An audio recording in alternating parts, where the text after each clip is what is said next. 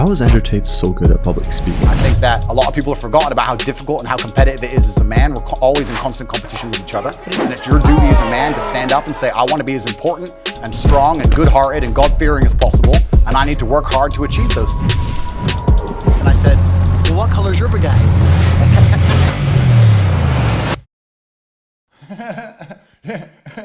My name's Yama, and today I want to talk about something that no one else is talking about. Tate's unnatural public speaking ability. I really quickly want to say that I'm in no shape or form endorsing what he says, nor am I disproving what he's saying. I'm neutral in his views, and I'm simply here to analyze what makes him such a good public speaker, and what we, the audience, can learn from him. And I'll finish with a quote from my late father.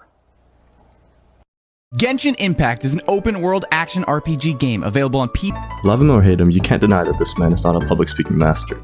And it really makes you wonder, how did he become so good at this? Should young men, though, all aspire to be like you? Should young men aspire to work very hard, have no criminal record, become multimillionaires, protect and provide for the women close to them, be sovereign so they can stand up and have their own points of view in face of cancellation, be able to not be mentally intimidated when they go on national TV and there's traps set up for them? Andrew could be debating with 10 other people at the same time, all disagreeing with him, and he will still find a way to say something that changes the tide of the conversation.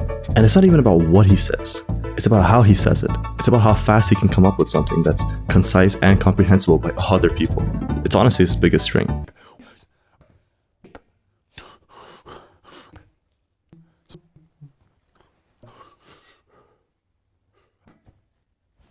Fuck out of here. So let's start by discussing what makes a good public speaker. I've conducted some university-grade research and looked into a peer-reviewed WikiHow article, and here's what I found. Okay, so to be a good public speaker, you need to think positively, practice your speech, and take deep breaths. Yeah, I mean, I'm sure these are good points for someone presenting their middle school science project, but I don't really see the top G using any of these techniques while he talks. So anyway, we woke up and accidentally bought a Mercedes S63. Look at how spontaneously Andrew is able to answer tough questions that would normally leave the average person struggling to answer. You've praised the Taliban in the past. Would you do so again tonight? The world is not black and white. The world is gray. It's very difficult to sit and make black and white assumptions about anything. To sit and say that the Taliban are completely and utterly evil and we're completely and utterly good, as you just discussed with the moral high ground. Pay attention to how fast he's able to come up with something that is politically correct, yet opinionated on his behalf, as well as being concise and comprehensible for everybody. Not to mention that this is done on live television in front of millions of people. I'm not going to sit here and say how the Taliban should be running their country. It's nothing to do with me. I mean, think about it. Piers Morgan is sitting here specifically setting up curveball questions, and Andrew is able to respond to them with no problem. Andrew's career is on the line. He could say one wrong thing and be cancelled again. So how does he stay so level-headed?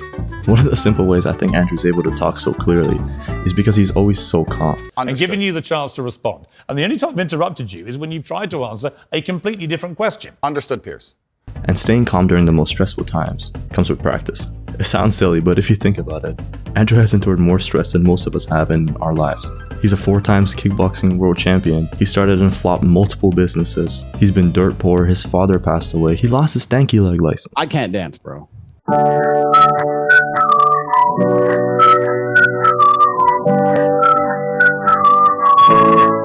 This man has lived through it all, and he knows what it's like to perform under pressure. I hate to not be stressed. I wake up and I'm like, everything's fucked. Good. Yes. Like, that's just how I am, right? This ability to perform under pressure is something that majority of people don't realize is really hard, but it is. And this is one of the reasons I believe Andrew Tate is able to withstand so many eyes on him at the same time. He's endured much worse. This is just another Tuesday for him. Performing under pressure aside, I believe there are a few techniques that he utilizes in order to make his public speaking ability so astonishing. One of the ways is being incredibly decisive in how he answers questions. Andrew is very conscious about his opinions. He knows what he likes and he knows what he doesn't like, and he knows exactly when to stay neutral. What do you think of transgender people? That's nothing to do with me. I'm not transgender and I don't understand the issue like they do. His ability to be decisive at lightning speed, as well as being accurate, is what makes him so compelling to listen to. Not only is he decisive, he's aggressively persistent in what he says. Do you have a dislike of what they stand for, what they are? No, why would I? I don't know. That's not my issue. His confidence in the way he says it makes it sound 10 times better than it really is. He could be debating about something stupid like why hog riders are better than balloons, and it will sound convincing because of how confident he is.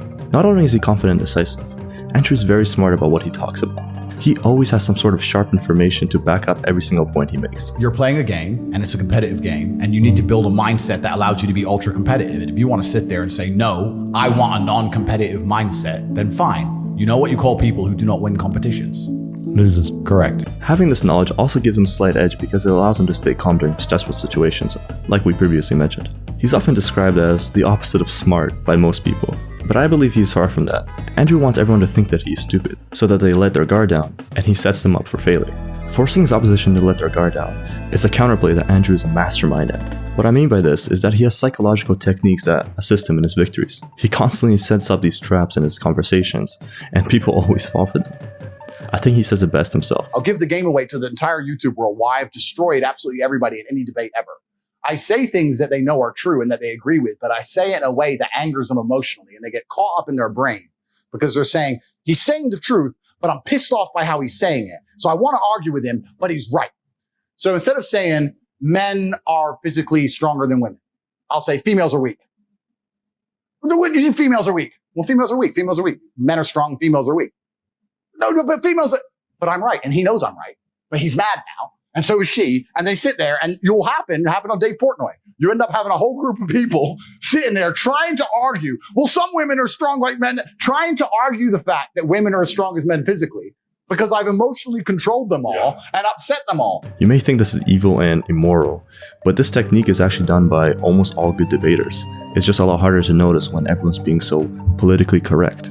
There's a saying that goes, he who angers you controls you. And I believe this is a pretty legitimate way to win debates. It's not immoral, it's exploitation of your opponent's weaknesses. The same way you can play off your opponent's weaknesses in chess. By creating counterplay in his debates, Andrew is able to make his opponents flustered, which makes himself sound more reasonable and ultimately win him in more debates. It's an emotional game. I wreck him.